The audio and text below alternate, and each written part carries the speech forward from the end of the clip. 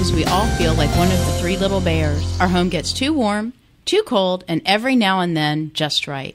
There is an alternative. A programmable thermostat helps you take charge of your indoor comfort.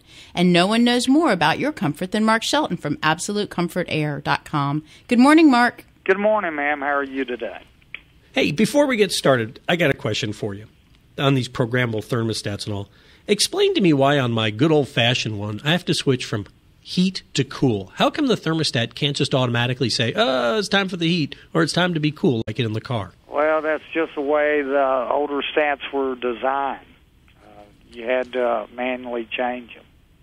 So you're saying the newer ones don't have that? Well, the new ones, you can program them for heat and cool and have a differential and just leave that on all year and not mess with it, period. So what are some of the choices in our programmable thermostats these days? Your different choices are one for you can set back if both of you work, you might want to set back your stats 5 degrees up to 10. I'd particularly recommend 5 in the summer. And for a certain amount of time, it's going to save you energy and also keep you comfortable.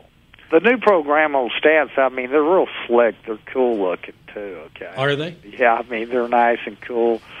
And you can do stuff like, say, hey, I'm going to work. I'm going to set it back on heat 10 degrees. If you got gas heating and build up on air conditioning, I don't set mine more than 5 degrees because if it's 100 degrees out, it takes a while to, catch up and stuff with that temperature.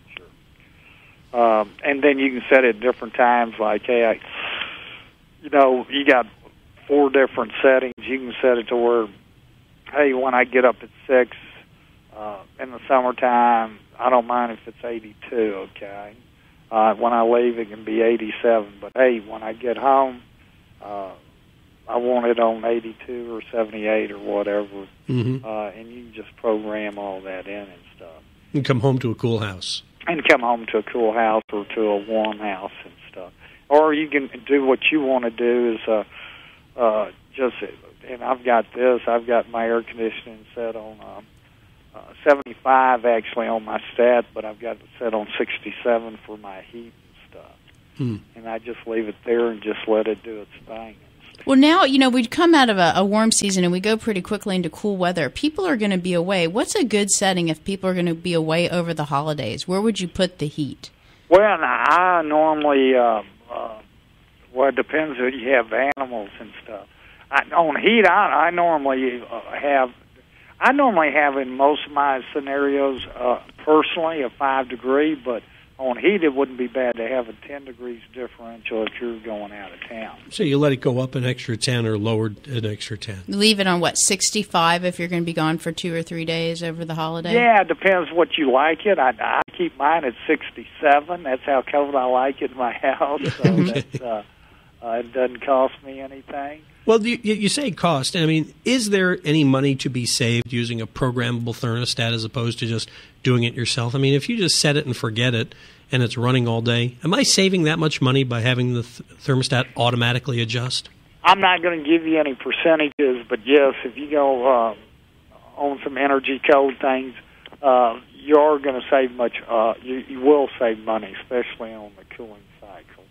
Enough to pay for the thermostat? Well, eventually. Now, you're asking me questions that I don't have the answer to. What would the actual payout? It all depends on how high efficiency your unit is, how long the setback it is. But to the answer, does it save you money? Yes. Okay. I can't give you a percentage. Mark Shelton is with AbsoluteComfortAir.com, Tom Tynan's choice for heating and air conditioning. There's a wealth of information about keeping comfortable at their website, AbsoluteComfortAir.com. Thanks for being with us, Mark.